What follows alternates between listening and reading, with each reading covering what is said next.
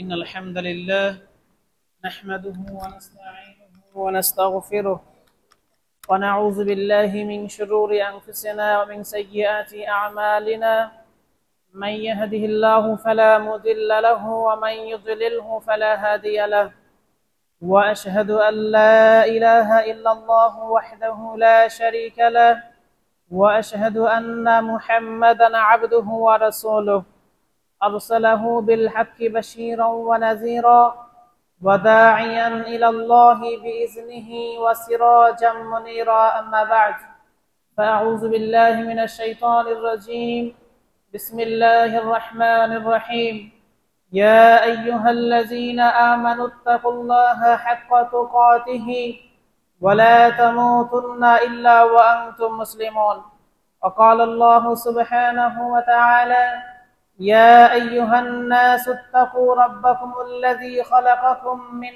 نفس واحدة وخلق منها زوجها وبث منهما رجالا كثيرا ونساء واتقوا الله الذي تساءلون به والأرحام إن الله كان عليكم رقيبا وقال الله سبحانه وتعالى يا أيها الذين آمنوا إذا نودي للصلاة من يوم الجمعة فاسعوا إلى ذكر الله وذروا البيع ذلكم خير لكم إن كنتم تعلمون وقال رسول الله صلى الله عليه وسلم فإن أصدق الحديث كتاب الله وأحسن الهدي هدي محمد صلى الله عليه وسلم وشر الأمور محدثاتها وكل محدثة بدعة وكل بدعة ضلالة وكل ضلالة في النار أو كما قال عليه الصلاة والسلام আলহামদুলিল্লাহ আল্লাহ সুবহানাহু ওয়া তাআলার দরবারে শুকরিয়া জ্ঞাপন করছি যেই মহান রব্বুল আলামিনের অশেষ মেহেরবানিতে জুমার দিনে জুমার সালাতের জন্য খুতবা শোনার জন্য আগে আগে মসজিদে আসতে পেরেছি এই জন্য বলি আলহামদুলিল্লাহ। দরুদ ও সালাম বর্ষিত হোক মুহাম্মদ সাল্লাল্লাহু আলাইহি ওয়াসাল্লামের প্রতি। আল্লাহুম্মা সাল্লি আলা মুহাম্মদ আল্লাহুম্মা বারিক আলা মুহাম্মদ। সম্মানিত মুসাল্লান ইকরাম, আল্লাহ সুবহানাহু ওয়া তাআলা ইরশাদ করেন ইয়া আইয়ুহাল্লাযীনা আমানু, হে ঈমানদারগণ, হে যারা ঈমান এনেছো, ইত্তাকুল্লাহ, তোমরা আল্লাহকে ভয় করো, হাক্কা তুকাতিহি, যথাযথ ভয়, যেভাবে ভয় করা উচিত, ওয়ালা তামুতুন্না ইল্লা ওয়া আনতুম মুসলিমুন, আর মুসলিম অবস্থা ছাড়া তোমরা কেউ মৃত্যুবরণ করো না। মহান রব্বুল আলামিনের নিকট প্রার্থনা করছি আল্লাহ সুবহানাহু ওয়া তাআলা যেন আমাদেরকে মৃত্যুর আগ পর্যন্ত সঠিক ইসলামের উপরে অটল থাকার তৌফিক দান করেন। সম্মানিত মুসল্লান ইকরাম, রাসূল সাল্লাল্লাহু আলাইহি ওয়াসাল্লাম ইরশাদ করেন কুল্লু মুহদাসাতিন বিদআহ, প্রত্যেক নব আবিষ্কৃত জিনিসই হলো বিদআহ, ওয়া কুল্লু বিদআতিন দালালাহ, আর প্রত্যেক বিদআতই হলো গুমরাহি, ওয়া কুল্লু দালালাতিন ফিন্নার, আর প্রত্যেক গুমরাহির পরিণামই হলো জাহান্নাম। কুল্লু মুহদাসাতিন বিদআহ, নব আবিষ্কৃত বিষয় যেটি ধর্মের ভিতরে ঢুকানো হয়, যে বিষয়টাকে সওয়াবের কাজ, ইবাদতের অংশ মনে করা হয়, এরকম প্রতিটি বিষয় হলো বিদআত। এরপরে বলেছেন কুল্লু বিদআতিন দালালাহ, প্রত্যেকটি বিদআতই হলো গুমরাহি। আল্লাহ রাসূল সাল্লাল্লাহু আলাইহি ওয়াসাল্লাম কুল্লু শব্দ ব্যবহার করেছেন, যে প্রত্যেকটা বিদআতই হলো গুমরাহি, কোনো সন্দেহ নাই। এরপরে আমাদের কোনো সুযোগ নেই যে আমরা ভাগ করব বিদআতে হাসানা বা বিদআতে সাইয়্যিআ, দুটি ভাগ। এক হলো ক্ষতিকারক বিদআত, আর একটি হলো সুন্দর বিদআত। এই সুন্দর বিদআত বলার মতো ক্ষমতা কোনো মানুষের কাছে নেই যেখানে আল্লাহ রাসূল সাল্লাল্লাহু আলাইহি ওয়াসাল্লাম বলেছেন কুল্লু বিদআতিন দালালাহ। কাজী আমরা ধর্মের ভিতরে যেটি কোরআনে নেই, সহিহ হাদিসে নেই, খোলাফায়ে রাশিদিন আল মাহদিয়িন করেননি, এমন কোনো আসার নেই, সেই বিষয়টি আমাদের সামনে আসলে অবশ্যই আমরা তা পরিত্যাগ করব। আল্লাহ রাসূল সাল্লাল্লাহু আলাইহি ওয়াসাল্লাম ইরশাদ করেন খায়রু ইয়াউমিন তালাআত আলাইহি শামসু ইয়াউমাল জুমআ ফিহি, সূর্যোদয় হয় এমন জায়গার মধ্যে সর্বশ্রেষ্ঠ দিন হলো জুমার দিন। যতগুলো জায়গার মধ্যে সূর্যোদয় হয়, সূর্যের নিচে আল্লাহ সুবহানাহু ওয়া তাআলার কাছে সর্বশ্রেষ্ঠ দিন কোন দিন? জুমার দিন। ফিহি খুলিকা আদামু, এই দিনেই আল্লাহ সুবহানাহু ওয়া তাআলা আদমকে সৃষ্টি করেছেন। ওয়া ফিহি উদখিলাল জান্নাহ, এই দিনেই আদমকে আল্লাহ সুবহানাহু ওয়া তাআলা জান্নাতে প্রবেশ করিয়েছেন। ওয়া ফিহি উখরিজা মিনহা, এই দিনেই জান্নাত থেকে বের করা হয়েছে। আল্লাহর জমিনে সর্বশ্রেষ্ঠ দিন হলো জুমার দিন, যেই দিনে আজ আমরা অবস্থান করছি। এই দিনকে শ্রেষ্ঠ দিন হিসেবে আমাদেরকেও মেনে নিতে হবে। আল্লাহ রাসূল সাল্লাল্লাহু আলাইহি ওয়াসাল্লাম আরেকটি হাদিস ইরশাদ করেন ইন্না ইয়াউমাল জুমআতি সাইয়্যিদুল আইয়াম, দিনের মধ্যে নেতা হলো জুমার দিন।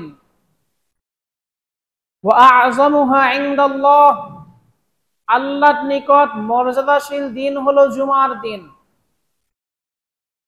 ওয়া আ'যামু ইনদাল্লাহি মিন ইয়াউমিল আযহা ওয়া ইয়াউমিল ফিতরি, এমনকি ইয়াউমুল ফিতর, ঈদুল ফিতর, ঈদুল আযহা, দুটি যে ঈদের দিন রয়েছে, এই দুটি ঈদের দিনের থেকেও আল্লাহ সুবহানাহু ওয়া তাআলার কাছে মর্যাদার দিন হলো জুমার দিন।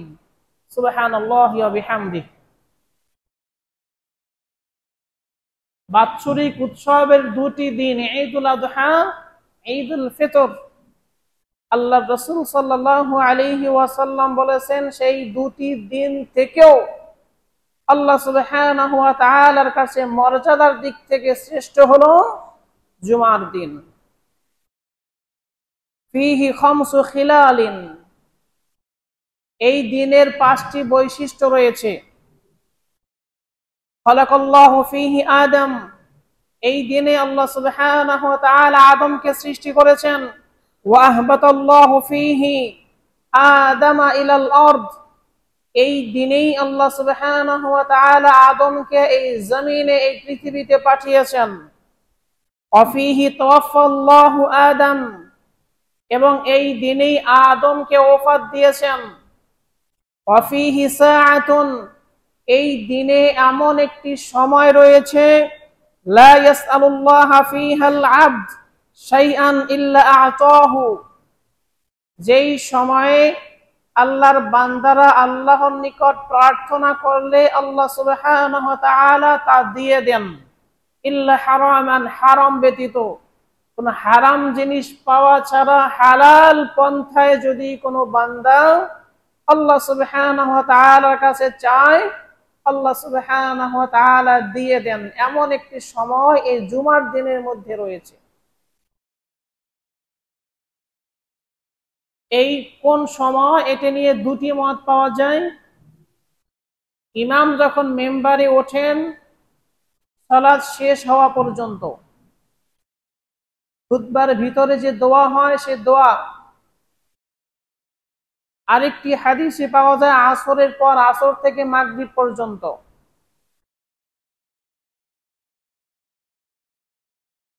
ওয়াফিহি তাকুমুস সাআহ, আরেকটি বিষয় হলো এই জুমার দিনেই কিয়ামত সংঘটিত হবে। মা মিন মালাকিন মুকাররাবিন ওয়ালা সামাইন ওয়ালা আরদিন ওয়ালা রিয়াহিন ওয়ালা জিবালিন ওয়ালা বাহরিন ইল্লা ওয়া হুন্না ইউশফিকুনা মিন ইয়াউমিল জুমআহ, জুমার দিনে আল্লাহ সুবহানাহু ওয়া তাআলা নৈকট্যশীল মালাইকাগণ আসমান, এই পৃথিবী, বাতাস, পাহাড়, সমুদ্র ভীত সন্ত্রস্ত থাকে।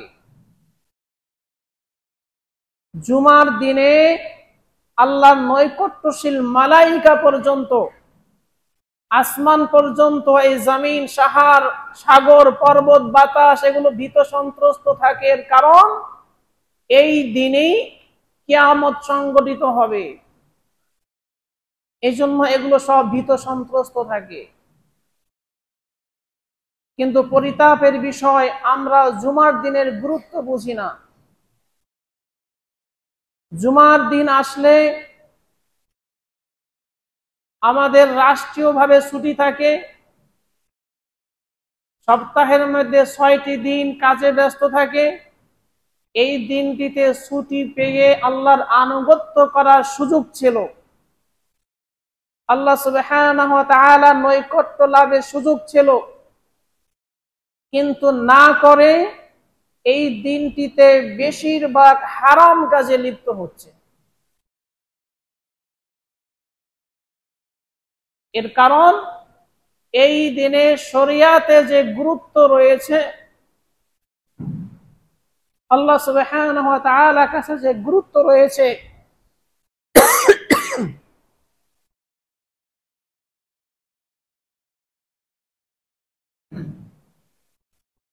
এগুলো না জানা থাকার কারণে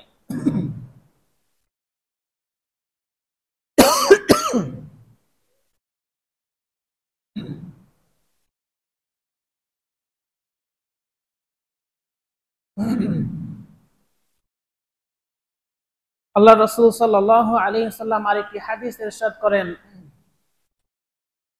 ইন্না মিন আফদলি আইয়ামিকুম ইয়াউমাল জুমআহ, তোমাদের দিনগুলির মধ্যে সর্বশ্রেষ্ঠ দিন হলো জুমার দিন।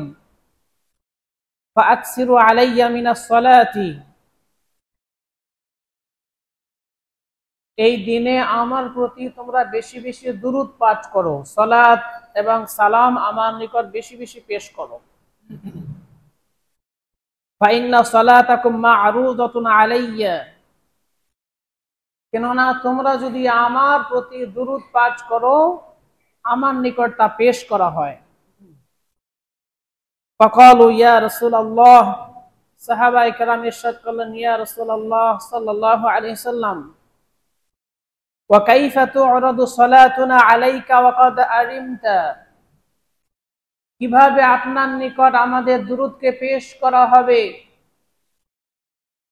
কেননা আপনি তো মাটির সাথে মিশে যাবেন, সেই অবস্থায় আপনার নিকট আমাদের দুরূদকে কিভাবে পেশ করা হবে? সাহাবায়ে কেরাম আশ্চর্য হয়ে প্রশ্ন করলেন। ফাকালা, আল্লাহ রাসূল সাল্লাল্লাহু আলাইহি ওয়াসাল্লাম বললেন, ইন্নাল্লাহা আযজা ওয়া জাল্লা হাররামা আলাল আরদি আজসাদাল আমবিয়াই, আল্লাহ আযজা ওয়া জাল্লা এই জমিনের জন্য হারাম করেছেন আম্বিয়াদের শরীর ভক্ষণ করাকে। কোন নবী রাসূলদের শরীর এই জমিন ভক্ষণ করবে না, এই জমিন গিলবে না, তাদের শরীর অক্ষত থাকে, কবরেই থাকে, এবং নবীরা কবরে জীবিত। এই কথাটি নিয়ে আমাদের সমাজে অনেক বিভ্রান্তি। কেউ বলে হায়াতুন নবী, কবর থেকে পৃথিবী সবকিছু দেখেন, সবকিছু শোনেন, সকল ক্ষমতার এখন অধিকারী তিনি। বাতিল শ্রেণী এই দাবি করে থাকে। আর হাদিস যতগুলো রয়েছে সব হলো আম্বিয়া কেরাম তার কবরে আলামে বারজাখে জীবিত, ওর জগৎটি আলাদা, ওটা আর দুনিয়ার জগৎ এক নয়। মানুষের রূহের কয়েকটি ধাপ, কয়েকটি জগৎ রয়েছে। একটি হলো রূহের জগৎ, আল্লাহ সুবহানাহু ওয়া তাআলার কাছে আমরা ছিলাম, এখানে একত্রিত করে আল্লাহ সুবহানাহু ওয়া তাআলা মানুষের কাছ থেকে অঙ্গীকার নিয়েছিলেন, আলাস্তু বিরাব্বিকুম, আমি কি তোমাদের রব নই? ক্বালু বালা, তখন আমরা সবাই, আদম সন্তান আদম থেকে শুরু করে সব এক বাক্যে উত্তর দিয়েছিলাম, অবশ্যই আপনি আমাদের রব, সেটি একটি জগৎ। আমাদের কারো কি মনে আছে সেটি? এরকম একটা সময় আমরা অতিবাহিত করেছি, আমাদের কারোই স্মরণে নেই। আল্লাহ সুবহানাহু ওয়া তাআলা জানিয়ে দিয়েছেন, চিরসত্য, আমরা বিশ্বাস করি, এটা আকীদার একটি অংশ, এটা গায়ব। আরেকটি জগৎ হলো মায়ের পেটে গর্ভ অবস্থায় আল্লাহর নিকট ছিলাম, আল্লাহ আমাদের অঙ্গীকার নিয়েছেন, এটি যেরকম মনে নেই, আপনি আমি মায়ের পেটের ভিতরে ছিলাম, এটিও তো আমাদের মনে নেই। মনে আছে কারো? সম্ভব? তাই বলে কি এটি মিথ্যা?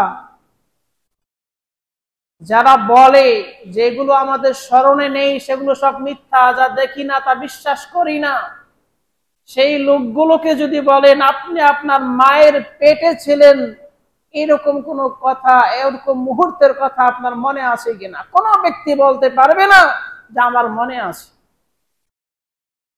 তাহলে তুমি অস্বীকার করো তুমি তোমার মায়ের পেট থেকে আসো নাই।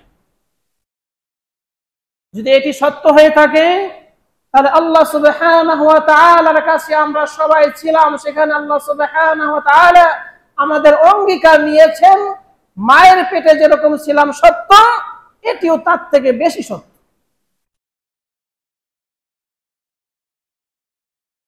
তুমি কয়টি জিনিস দেখো, আমাদের চোখের সামনে যা কিছু আছে সব কি আমরা দেখি? দেখি না। বর্তমানে বিজ্ঞান বলছে 4%,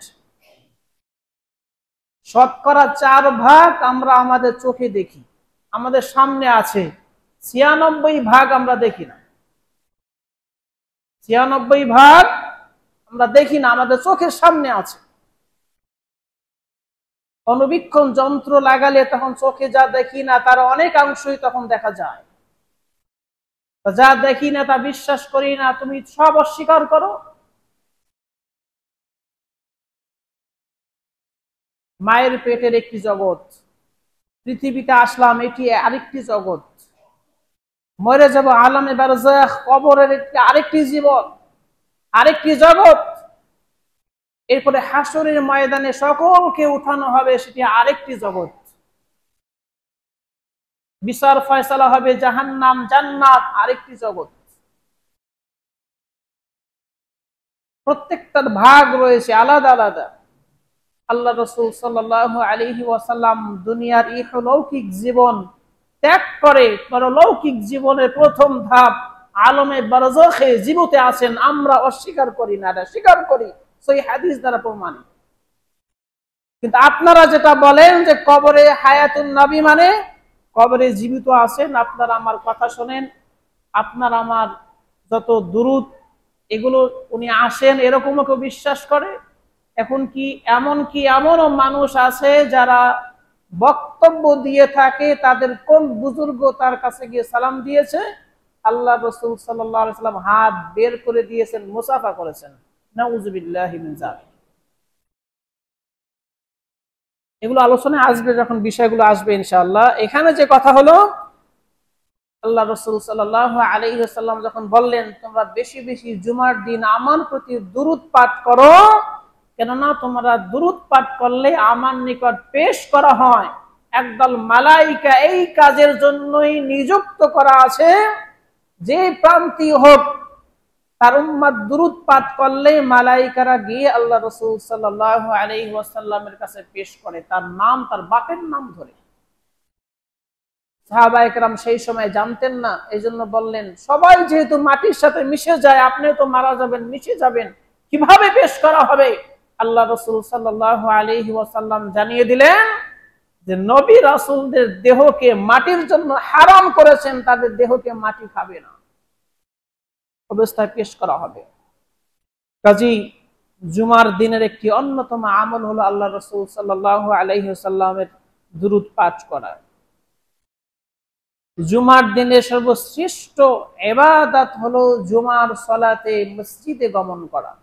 আল্লাহ সুবহানাহু ওয়া তাআলা ইরশাদ করেন, ইয়া আইয়ুহাল্লাযীনা আমানু, হে যারা ঈমান এনেছো, হে ঈমানদারগণ, ইযা নুদিয়া লিস-সালাতি মিন ইয়াউমিল জুমআহ, জুমার দিনে যখন সালাতের আহ্বান করা হয়, ডাকা হয়, আযান দেওয়া হয়, ফাসআউ ইলা যিকরিল্লাহ, তোমরা তখন সবাই দৌড়াও আল্লাহর জিকিরের দিকে ধাবিত হও।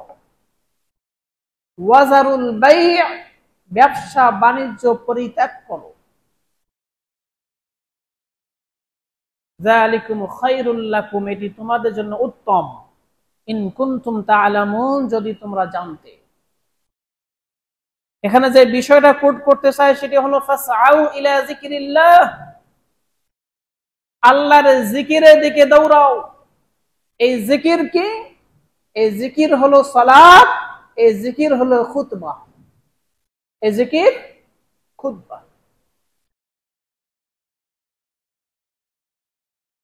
দুঃখজনক বিষয় হলো আমাদের সমাজের মুসল্লি জুমার সালাতে আসে, এমন সময় আসে যে জুমার খুতবা পায় না, জুমার খুতবা পায় না। আল্লাহ সুবহানাহু ওয়া তাআলা বলেন তোমরা দৌড়াও আল্লাহর জিকিরের দিকে। এই জিকিরের অন্যতম সালাত যেরকম গুরুত্বপূর্ণ, এই খুতবাটাও সেরকম গুরুত্বপূর্ণ, আল্লাহর জিকিরের অন্তর্ভুক্ত। আল্লাহ রাসূল সাল্লাল্লাহু আলাইহি ওয়াসাল্লাম ইরশাদ করেন, লা ইয়ানতাহিয়ান্না আকওয়ামু আন ওয়াদি'হিমুল জুমআত, এই কওমের মধ্যে মানুষের জন্য এরকম অভ্যাসে পরিণত না হয় যে জুমাকে তারা পরিত্যাগ করে। এটা অভ্যাসে পরিণত হয়েছে। জুমার সালাত পরিত্যাগ করে যেভাবে, জুমার সালাত ধরে কিন্তু জুমার যেই খুতবা হয় এই খুতবাকে পরিত্যাগ করে, এরকম অভ্যাসে পরিণত হয়। এরকম যদি কারো মধ্যে হয়, আও লা ইয়াখতিমান্নাল্লাহু আলা কুলুবিহিম, ভয়াবহ খবর দিয়েছেন আল্লাহ রাসূল সাল্লাল্লাহু আলাইহি ওয়াসাল্লাম। এটি যদি কারো অভ্যাসে পরিণত হয়, জুমার সালাত খুতবা এটি দেরি করে আসা হয়, ছেড়ে দেওয়া হয়, আল্লাহ সুবহানাহু ওয়া তাআলা তাদের অন্তরের মধ্যে মোহর মেরে দিবেন। মাঝে মধ্যে দেরি করে আসা, কোন এরকম এমার্জেন্সি পিরিয়ডে জুমার সালাত পরিত্যাগ করা, ছুটে যাওয়া, সেটি ভিন্ন বিষয় জরুরতের ক্ষেত্রে। কিন্তু কারো যদি অভ্যাসে পরিণত হয়, জুমা ছেড়ে দিচ্ছে, জুমা আসতেছে খুতবা ছেড়ে দিচ্ছে, অভ্যাসে পরিণত হয়ে গিয়েছে, আল্লাহ রাসূল সাল্লাল্লাহু আলাইহি ওয়াসাল্লাম বলেছেন তাদের অন্তরে আল্লাহ সুবহানাহু ওয়া তাআলা মোহর মেরে দেন। শুধু এই পর্যন্তই শেষ নয়, লা ইয়াকুনুন্না মিনাল গাফিলিন, তারা অবশ্যই অবশ্যই গাফেলদের অন্তর্ভুক্ত হয়ে যাবে, গাফেল হয়ে যাবে। আবিল মুনাফিকিন, বা মুনাফিক হয়ে যাবে। এজন্য আপনাদেরকে সতর্ক করছি, জুমার দিনে, এত ফজিলতপূর্ণ একটি দিন, এত গুরুত্বপূর্ণ একটি দিন, এই দিনে খুতবা কখন শুরু হয় তার আগেই মসজিদে প্রবেশ করা উচিত। এক শ্রেণীর মুসল্লি আছে, এরা টাইম জানে, সালাত কখন শুরু হবে তার কিছুক্ষণ আগে আসে, কোন রকমের সালাতটা ধরতে পারলেই হয় এরা মনে করে। কিন্তু না, জুমার সালাতের যেরকম গুরুত্ব, জুমার খুতবাটাও তদ্রুপ গুরুত্বপূর্ণ। আল্লাহ রাসূল সাল্লাল্লাহু আলাইহি ওয়াসাল্লাম ইরশাদ করেন, মান তাওয়াদ্দা ফা আহসানাল wudu'a, যে ব্যক্তি সুন্দর করে ওযু করবে, সুম্মা আতাল জুমআ, এবার জুমায় আসবে, ফাস্তামাআ ওয়ানসাতা, চুপ থেকে জুমার খুতবা ভালো করে শুনবে, গুফিরা লাহু মা বাইনাহু ওয়া বাইনাল জুমআ, দুই জুমার মধ্যবর্তী সময়ে যত সগীরা গুনাহ হয় সব সগীরা গুনাহকে ক্ষমা করা হবে। ওয়া জিয়াদাতু সালাসাতি আইয়ামিন, আরো 3 দিন বাড়িয়ে 10 দিনের গুনাহ ক্ষমা করা হবে। শর্ত কয়টি? সুন্দর করে উযু করে, আরেক হাদিসে আছে গোসল করে, উযু করে গোসল করে মসজিদে আসবে। শর্ত হলো দুটি, ফাস্তামাআ ওয়ানসাতা, চুপ থেকে জুমার খুতবা শ্রবণ করতে হবে, খুতবা শুনতে হবে। তার জন্য এই ফজিলাত। আপনি খুতবা পেলেন না, শুধু সালাত পেলেন, আপনার জন্য এই ফজিলাত নয়। খুতবা শুনতে হবে।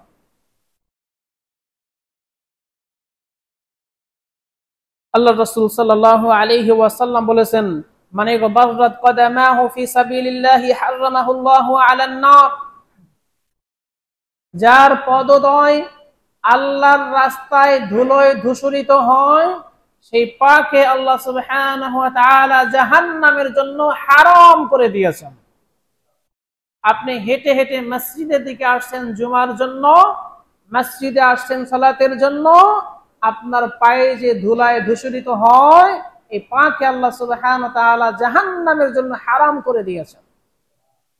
এ পা দিয়ে আল্লাহর রাস্তায় দাওয়াতের জন্য বের হয়েছেন, ধুলায় ধূসরিত হয়েছে, এ পাকে আল্লাহ সুবহানাহু ওয়া তাআলা জাহান্নামের জন্য হারাম করে দিয়েছেন। আপনি পা নিয়ে আল্লাহর রাস্তায় জিহাদে নেমেছেন, পা ধুলায় ধূসরিত হয়েছে, এই পাকে আল্লাহ সুবহানাহু ওয়া তাআলা জাহান্নামের জন্য হারাম করে দিয়েছেন।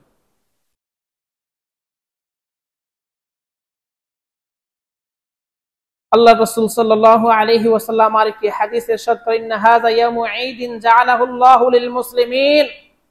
আল্লাহ সুবহানাহু ওয়া তাআলা মুসলমানদের জন্য এই জুমার দিনকে ইয়াউমুল ঈদ হিসেবে বানিয়েছেন। এটি সাপ্তাহিক ঈদ, জুমার দিন। এই জুমার দিনের গুরুত্ব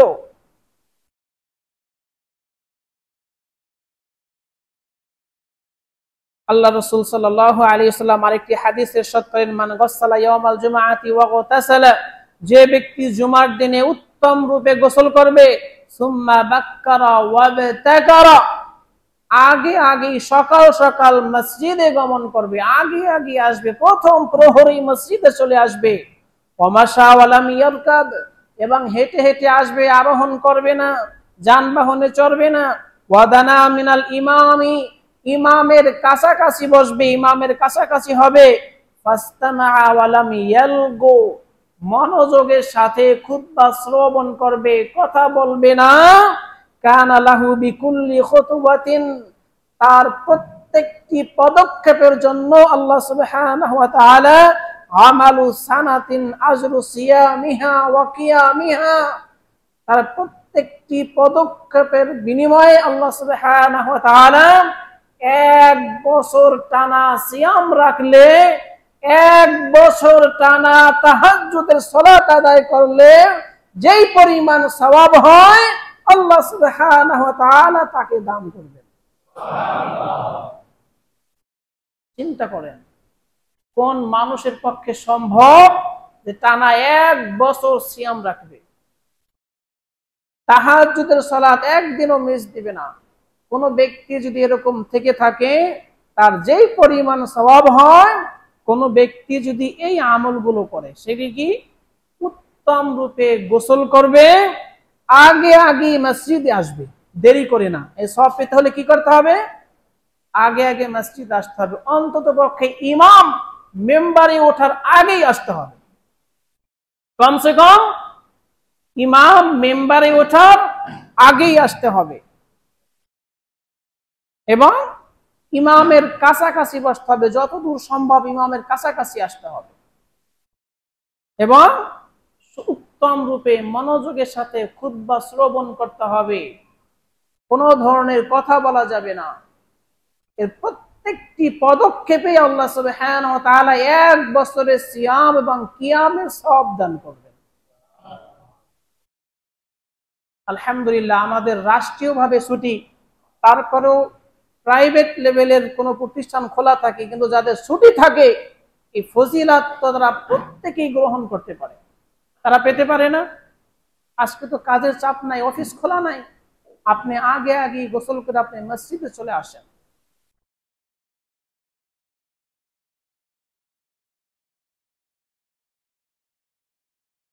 এই দিনের এত গুরুত্ব কেন, এত ফজিলত কেন? এই ফজিলতের কারণ হলো একটাই, সেটি হলো এই মসজিদের মেম্বার থেকে খতিব সাহেব আপনাদেরকে এমন দিক নির্দেশনা দেবেন যে দৈনন্দিন আমলের সাথে বর্তমান সময় উপযুক্ত কোন বিষয়টি গুরুত্ব দেওয়া উচিত সেই বিষয়ে দিক নির্দেশনা দিবেন। এটি আপনার জন্য অতীব গুরুত্বপূর্ণ, অতীব জরুরি। আপনি বাসায় বসে যতই নফল ইবাদত করেন না কেন, নিজে নিজে যা কিছু করেন তার থেকে উত্তম হলো আপনি প্রতি জুমার দিন আগে আগে মসজিদে এসে পুরো খুতবা শুনবেন, আংশিক নয়, একদম শুরু থেকে শেষ পর্যন্ত খুতবা শুনবেন, জুমার সালাত আদায় করবেন। এটি আপনার জন্য খুবই গুরুত্বপূর্ণ। দুঃখজনক হলো সত্যি, টকশো করে একজন ব্যারিস্টার ফুয়াদ, অনেকে হয়তো নাম শুনেছেন, তার টকশো শুনেছেন। উনি একটি আলোচনায় বলেছেন যে আমাদের বাংলাদেশের মসজিদ গুলোতে যদি আমরা জুমার দিনে যাই, জুমার খুতবা শুনি, ঘুম আসে।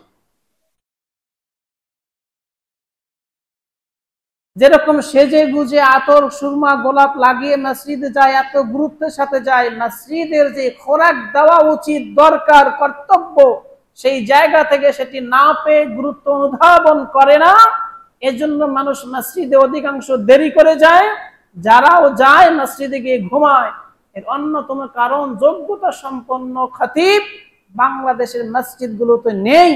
এই কারণে এই যে গুরুত্ব আল্লাহ রাসূল সাল্লাল্লাহু আলাইহি ওয়াসাল্লাম দিয়েছেন, সেই গুরুত্ব আমাদের সমাজ থেকে হারিয়ে যাচ্ছে। অন্যতম একটি কারণ এই মেম্বার গুলো উপযুক্ত খতিবদের দ্বারা পরিচালিত হচ্ছে না। আপনি যান অধিকাংশ মসজিদ গুলোতে গল্প গুজবে ভরা, অযথায় আলাপচারিতা করে অল্প একটু সময় বক্তব্য দিয়ে নেমে যাচ্ছে, সালাত আদায় করতেছে। এরপরে মিলাদ মাহফিল, মিষ্টি মিলাদ হয়ে যাচ্ছে, এরকম করে অতিবাহিত হচ্ছে। অথচ এই দিনটি ছিল মুসলিম উম্মাকে এখান থেকে দিক নির্দেশনা দেওয়া হবে। বর্তমান সময় আমাদের জন্য কি করণীয়, শুধু আমাদের ব্যক্তি জীবন থেকেই ব্যক্তি জীবন নিয়ে পড়ে থাকলেই চলবে না, সারা বিশ্বের বৈশ্বিক পরিস্থিতি নিয়ে এখান থেকে আলোচনা হবে। ব্যক্তি যেরকম সংশোধিত হবে, ব্যক্তির পরিবারকেও সংশোধন করতে হবে, ব্যক্তির সমাজকেও সংশোধন করতে হবে, রাষ্ট্রকেও সংশোধন করতে হবে, সারা বিশ্বকে সংশোধন করতে হবে। এই দিক নির্দেশনাগুলো এই মেম্বার থেকেই দিতে হবে। ওনার এই বক্তব্যের পরেই তোলপাড় শুরু হয়ে গেছে, সেই সমাজের আলেমরা তারা বিরোধিতা শুরু করেছে। কিন্তু আমি দেখেছি আমার জায়গা থেকে উনি যথা উপযুক্তই কথা বলেছেন। আমাদের সমাজে তাই হচ্ছে। 12 চাঁদের খুতবা, 12 চাঁদের খুতবা নামে শর্ষিনার একটা খুতবার বই আছে। বাংলাদেশের 80% মসজিদে সে 12 চাঁদের খুতবা শুধু পড়া হয়, বছর ঘুরে আসে সে একই খুতবার বই পড়া হয়। কি আলোচনা করবে? মুসল্লিরা অনেকেই মনে করে যে আলোচনা শুরু করছে আমি আগের থেকেই জানি, আর জানা আছে হুজুর কি বলবে। আলহামদুলিল্লাহ, সেই জায়গায় আহলুল হাদিস মসজিদ গুলোতে কোরআন এবং সুন্নাহর আলোচনা হয়, তাদের থেকে আলহামদুলিল্লাহ আমরা অনেক এগিয়ে আছি। কিন্তু এইটি যেই পরিমাণ থাকার কথা, যেই রকম যোগ্যতা সম্পন্ন ইমাম থাকার কথা, সেই পরিমাণে আমাদের সমাজে নাই। যদি থাকতো আমরা আরো এগিয়ে যেতে পারতাম, আমরা আরো এগিয়ে যেতাম। এই মসজিদ গুলোতে উপযুক্ত খতিব পাচ্ছে না। দুঃখজনক হলেও সত্যি, মেম্বারে উঠে খুতবা দিচ্ছে, সালাতে গিয়ে সালাত আদায় করাতে পারছে না, ইমামতি করতে পারছে না, তেলাওয়াত সহি শুদ্ধ না। এটাই বাস্তব, এটাই বাস্তব। এই মেম্বারের ভূমিকা অনেক বড়। বক্তব্য দিতে তো রাজনৈতিক নেতারা সবচেয়ে বেশি পটু, মাঠ গরম করে ফেলে, কোন মানুষ সেখানে ঘুমাতে পারে না। সেই বক্তব্যের সাথে মেম্বারের বক্তব্যের দিন রাত তফাৎ, পার্থক্য রয়েছে। এই জায়গায় এসে স্থান কাল পাত্র বর্তমান সময় বুঝে সময় উপযুক্ত আলোচনা যদি খতিব সাহেব না আনতে পারেন, তাহলে সমাজে পরিবর্তন কখনোই সম্ভব নয়। এই জন্য আমাদের দায়িত্ব রয়েছে, আপনারা যারা আছেন আপনাদের দায়িত্ব রয়েছে। মনে করবেন আমরা তো মুসল্লি, আমাদের মসজিদে যদি না থাকে, ওই মসজিদে যদি না থাকে আমাদের দায়িত্ব নেই। প্রত্যেকের দায়িত্ব রয়েছে, প্রত্যেকটি মসজিদের মেম্বারের দায়িত্ব তাদেরকে দিতে হবে, যারা যথা উপযুক্ত তাদেরকে দিতে হবে। এইখানে এক বিন্দু পরিমাণ শিথিলতা দেখানোর কোনো সুযোগ নাই, দায়ভার প্রত্যেকের উপরে আসবে। মসজিদ কমিটির উপরে যেরকম আসবে, মসজিদের মুসল্লিদের উপরে সেরকম দায়ভার বহন করতে হবে। কেন ভূমিকা নিচ্ছে না প্রত্যেকটি মসজিদ? শুধু একটি মসজিদ উঠালেই হবে না, এখানে একটা মসজিদ ওখানে একটা মসজিদ, মসজিদ শুধু উঠিয়ে রাখে, প্রতিযোগিতা করে, সুন্দর সৌন্দর্যমণ্ডিত করে, কিন্তু সবচেয়ে গুরুত্ব যেই জায়গাটিতে দেওয়া দরকার সেটি হলো মসজিদ পরিচালনা করবেন যে খতিব ইমাম, তাদের যোগ্যতা কতটুকু আছে এটি যাচাই বাছাই করে উপযুক্ত একজন ইমাম খতিব নিয়োগ দিতে হয়। এই জায়গাটা তারা ব্যয় করবে না, এই জায়গায় উপযুক্ত লোক দরকার নাই, শুধু মসজিদ বড় করবে আর সুন্দর করবে আর মসজিদ করবে। ওই এলাকায় আছে, ওই বাড়ির দরজায় একটা মসজিদ আছে, আমাদের বাড়ির দরজায় মসজিদ নাই, কেন করতে হবে এরকম প্রতিযোগিতা? কিন্তু না, পুরো একটা গ্রামে একটা মসজিদ যথেষ্ট। একটা গ্রামে জুমার মসজিদ একটাই যথেষ্ট। পাঞ্জেখানা মসজিদ থাকতে পারে, যেরকম সৌদি আরবে আছে, পাঞ্জেখানা মসজিদ স্থান পরপর থাকবে, 5 ওয়াক্ত সালাত সেখানে জামাতের সাথে আদায় হবে, কিন্তু জুমার সালাত পুরো একটা এরিয়ার মধ্যে, একটা এলাকার মধ্যে, একটা গ্রামের মধ্যে একটা থাকুক, একটাই যথেষ্ট। সেই একটাই সবাই জুমা পড়তে আসবে, সেখান থেকে উপযুক্ত বয়ান হবে। সে জায়গাগুলো হচ্ছে না, হচ্ছে না। আপনারা আলেম হন, আপনারা না হতে পারেন, আপনাদের সন্তানদেরকে সেভাবে তৈরি করেন যেভাবে উপযুক্ত ইমাম দরকার নেই, আমি পারিনি, আমার সন্তানকে আমি সেভাবে করি, সেরকম উপযুক্ত ইমাম দিক নির্দেশনা দিবে, আমাদের সমাজ ঠিক থাকবে, আমাদের রাষ্ট্র ঠিক থাকবে।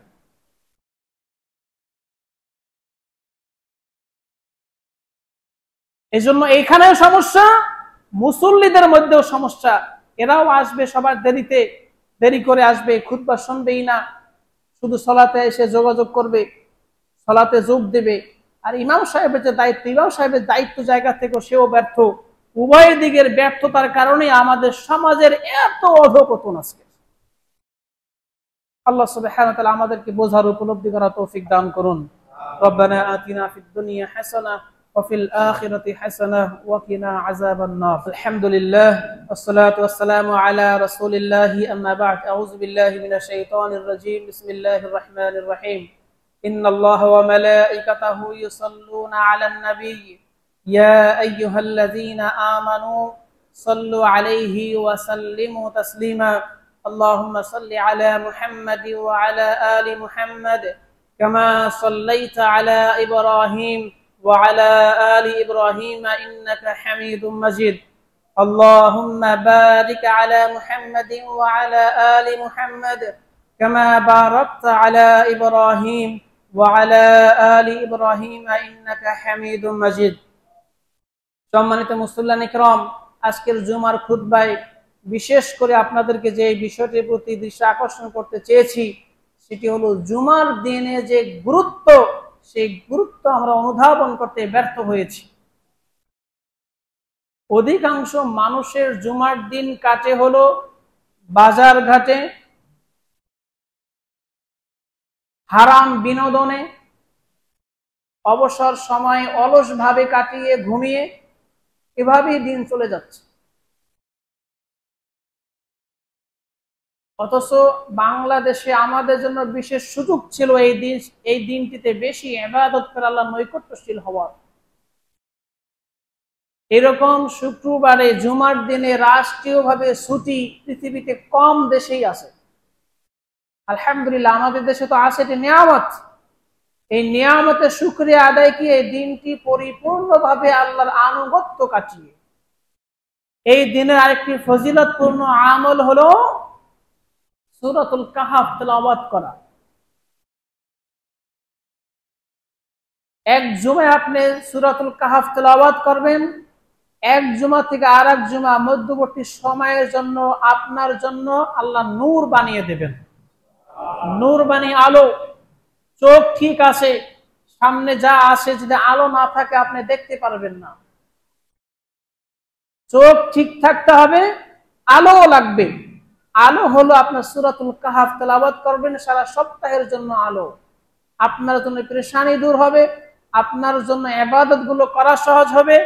ফিতনা থেকে আল্লাহ সুবহানাহু ওয়া তাআলা হেফাজত করবেন, বিশেষ করে দাজ্জালের ফিতনা থেকে আল্লাহ সুবহানাহু ওয়া তাআলা হেফাজত করবেন। দুঃখজনক হলেও সত্যি আমাদের সমাজের কয়জন ব্যক্তি সূরাতুল কাহফ তেলাওয়াত করছেন? এ হচ্ছে না। এটি পরিতাপের বিষয়। দাজ্জাল ব্যক্তি, দাজ্জাল পৃথিবীতে আসার আগে দাজ্জালের ফিতনায় সয়লাব হয়ে যাবে পৃথিবী। আজ পৃথিবী দাজ্জালের ফিতনায় সয়লাব, বোঝাই যাচ্ছে না। সামনে যা কিছু দেখছি এটি কি ভালো না মন্দ, ভালো মন্দ পার্থক্য করতেও আমরা পারি না ফিতনার কারণে। বাংলাদেশে লক্ষ লক্ষ মানুষ ইবাদতের নামে শিরকে লিপ্ত, আর একমাত্র কারণ হলো ফিতনা। তারা ফিতনায় জর্জরিত, তারা জানেই না এটি বিদআত, এটি শিরক। আপনারা আমার জায়গায় থেকে যদি মনে করি আমি ঠিক জায়গায় আছি, আমি কোন ধরনের ফিতনার মধ্যে নাই, এটি যদি কেউ বিশ্বাস করে সে ব্যক্তি বড় ফিতনার মধ্যে আছে। বর্তমান সময়ে কেউ যদি এই আত্মবিশ্বাস, আত্মতৃপ্তিতে ভোগে যে আমি কোন ধরনের ফিতনায় নাই, সে ব্যক্তিও এটিও তার জন্য ফিতনা। এজন্য সতর্ক করছি, প্রত্যেকের জায়গা থেকে চেষ্টা করেন। বর্তমান ফিতনার জমানা, এই ফিতনা থেকে বাঁচার জন্য আপ্রাণ চেষ্টা করেন। আল্লাহ তাআলা সেই তৌফিক দান করুন। রব্বানা ফাগফির লানা যুনুবানা ওয়া কাফির আন্না সাইয়্যাতিনা ওয়া তাওয়াফানা মাআল আবরার। ربنا لا تزغ قلوبنا بعد إذ هديتنا وهب لنا من لدنك رحمة إنك أنت الوهاب. فقال الله تعالى فاذكروني أذكركم واشكروا لي ولا تكفرون. أقيموا الصلاة.